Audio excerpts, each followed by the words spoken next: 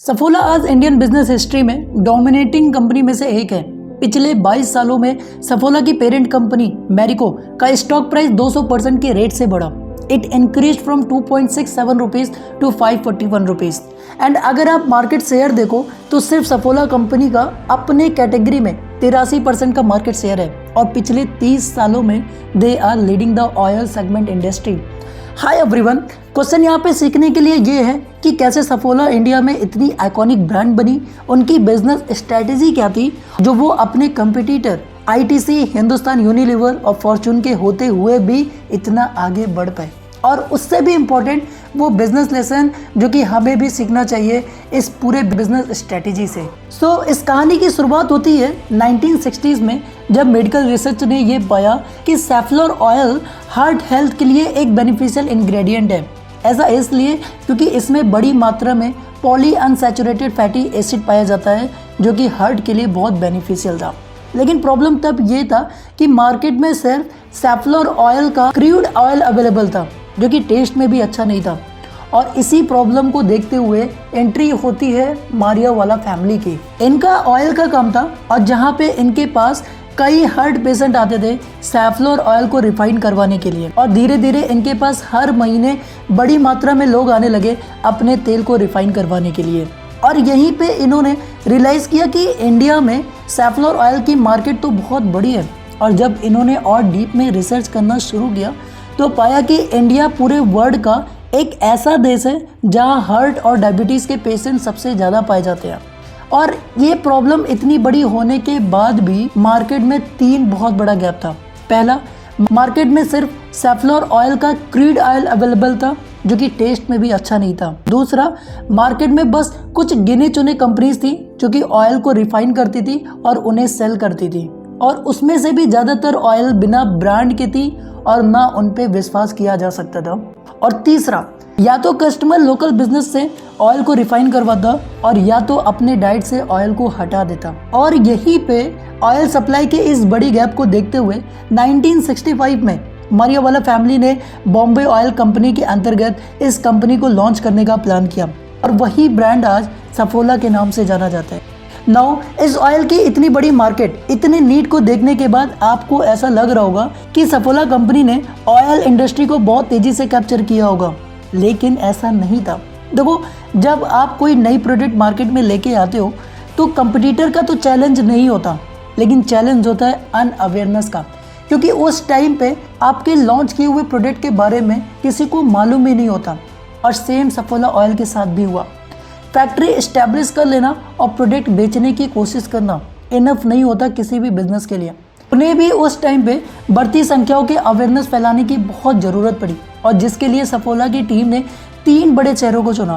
पहला, डॉक्टर्स जो कि सफोला ऑयल को रिकमेंड करें अपने पेशेंट को, क्योंकि ऑब्वियस था कि अगर डॉक्टर रिकमेंड करेगा तो कस्टमर विश्वास करेगा ही करेगा। और दूसरा, कंज्यूमर खुद, जिससे हार्ट की प्रॉब्लम थी, जहां सफोला टीम ने मेडिकल इंस्टीट्यूट जैसे escort health institute, Bombay health institution से पार्टनरशिप किया और हेल्थ कैंपेन भी चलाया। और तीसरा, कस्टमर के स्टैंड पॉइंट से अवेयरनेस कैंपेन और फ्री कोलेस्ट्रॉल चेक करवाया गया, जिससे लोगों तक ये अवेयरनेस फैल सके कि सफोला स्टैंड फॉर हेल्थ। और देखते ही देखते 1990s तक ये 9 शहरों में और 85 लाख लोगों तक ये कैंपेन चलाया गया। और इसके साथ ही साथ कंपनी ने डायल अ डाइटिशियन, मतलब कि अपने डाइटिशियन को कॉल करो और डाइट के बारे में पूछो, ये प्रोग्राम चलाया गया, जहां लोग किसी भी स्टेट से, किसी भी सिटी से सफोला के न्यूट्रिशन एक्सपर्ट से बात कर सकते थे और अपने डाइट से रिलेटेड एडवाइस ले सकते थे।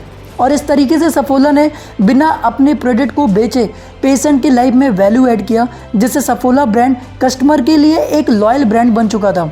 कस्टमर के नज़र में एक इमेज बन चुका था कि the brand who really care about his customer. Now इस तरीके से सफोला ने हार्ट पेशेंट के मार्केट को कैप्चर तो कर लिया था, बट अभी भी यहाँ एक प्रॉब्लम था।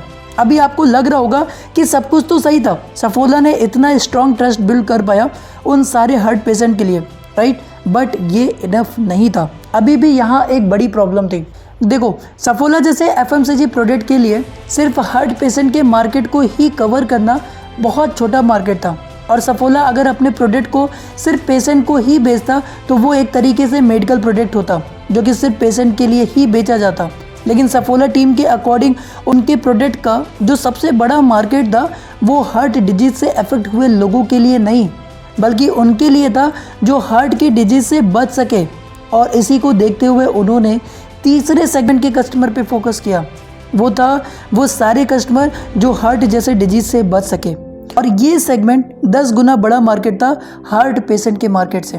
और इस बड़े मार्केट को कवर करने के लिए सफोला ने टीवी कॉमर्शियल पे ऐड रन किया, जहां उन्होंने ऐड के थ्रू 4 मेजर फैक्टर को दिखाया जिसके कारण हार्ट प्रॉब्लम होता था। पहला, ओबेसिटी, मोटापा, hypertension, higher blood pressure, diabetes, level of sugar और स्मोकिंग। ऐड के साथ ही साथ इन चीज़ों को रेडियो, न्यूज़ और कैंपेन के थ्रू भी खूब प्रमोट किया गया और इन चारों प्रॉब्लम से एक ही मैसेज कन्वे किया गया कि इनके कारण हार्ट डिजीज हो रहा है। और मुझे नहीं मालूम, बट आप में से बहुत को याद भी होगा कि सफोला अपने ऐड में बहुत क्लियरली ये स्टोरी दिखाता था, जहाँ 45 प्लस का एक हस्बैंड है, जहाँ उनकी वाइफ अपने हस्बैंड के हेल्थ को लेके बहुत कंसर्न है। और उस ऐड से ये दिखाया गया कि कंज्यूमर आपके हस्बैंड है और वाइफ ही घर की वो सदस्य है जो ये डिसीजन लेगी कि घर में कौन सा ऑयल यूज़ करना है। और इससे हाउस वाइफ के दिमाग में ये बैठ गया कि सफोला का ही ऑयल यूज़ करना है। और इस फेयरफुल कैंपेन से उन्होंने एक बहुत बड़ा इम्पैक्ट क्रिएट किया कस्टमर पे और 80% कंज्यूमर दूसरे ऑयल को छोड़ के सफोला पे शिफ्ट हुए। सबसे बड़ी चीज़ जो कि सफोला ने उस टाइम पे किया कि अपने ब्रांड का फ्री अवेयरनेस फैलाना वर्ड ऑफ माउथ के थ्रू, और दूसरा बहुत समझदारी से कस्टमर के लाइफ में वैल्यू ऐड किया, और जिसके कारण कंपनी ने अपने प्रोडक्ट को प्रीमियम कॉस्ट पे बेचा। और उससे भी बड़ी बात कि उनके सारे प्रीमियम कॉस्ट के प्रोडक्ट बड़ी मात्रा में बिके भी। नाउ अभी भी यहाँ पे एक क्वेश्चन आता है कि जब सफोला ऑयल ने इतनी बड़ी मार्केट को कवर किया इतने अच्छे मार्जिन के साथ और इतना ग्रो कर पाया, तो एफएमसीजी की अदर्स बड़ी ब्रांड आईटीसी और हिंदुस्तान यूनिलीवर ने सफोला को बीट क्यों नहीं कर पाया। और दोस्तों यहीं पे आता है सफोला की नेक्स्ट स्ट्रैटेजी, जो कि था ब्रांड प्रोटेक्शन स्ट्रैटेजी। 1980s में हिंदुस्तान यूनिलीवर और आईटीसी दोनों ने सैफरॉन ऑयल मार्केट में एक अपॉर्चुनिटी देखा और उन्होंने भी अपना प्रोडक्ट लॉन्च भी किया, जो कि था फ्लोरा बाय हिंदुस्तान यूनिलीवर और सन ड्रॉप बाय आईटीसी। और बड़ी मात्रा में इन लोगों ने एडवर्टीजमेंट भी किया और सफोला के मार्केट को बीट करने के लिए इन्होंने 10 से 12% का प्राइस भी कम रखा सफोला से। अभी सफोला के लिए यहाँ एक बड़ा चैलेंज था कि अगर उसने अपना प्राइस घटाया तो वो उतना प्रॉफिट मार्जिन नहीं उठा पाता अपने प्रोडक्ट से, जो कि उसका लॉस था। मतलब कि अगर वो 10 करोड़ प्रोडक्ट हर महीने बेचते हैं और 10 रुपये सब में से घटा देते हैं तो उनका तुरंत का लॉस होगा 100 करोड़ का। और दूसरी तरफ अगर वो भी प्राइस को नहीं घटाते हैं तो हिंदुस्तान यूनिलीवर और आईटीसी उनके मार्केट को बीट कर देगा।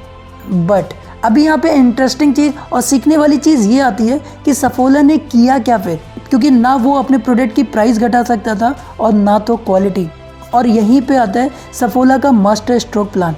उन्होंने हिंदुस्तान यूनिलीवर और आईटीसी को बीट करने के लिए एक लो कॉस्ट वेरिएंट लॉन्च किया, जिससे वो दोनों कंपनीज इसको बीट भी नहीं कर पाई, क्योंकि सेम प्राइस में सफोला का भी प्रोडक्ट मिलने लगा और दूसरा उनका अल्ट्रा प्रीमियम प्रोडक्ट भी बिकता रहा। और इस तरीके से मैरिको, जो कि पेरेंट कंपनी है सफोला की, उसने सफोला ब्रांड की इमेज को भी बनाए रखा और उसको प्रॉफिट से भी गिरने नहीं दिया। और सफोला की मार्केट में इस एंट्री के पीछे और इस लेवल की स्ट्रैटेजी के पीछे एक ब्रिलियंट बिजनेसमैन छुपा था, who was also the founder of Marico और सफोला ऑयल, द हर्ष मारियावाला।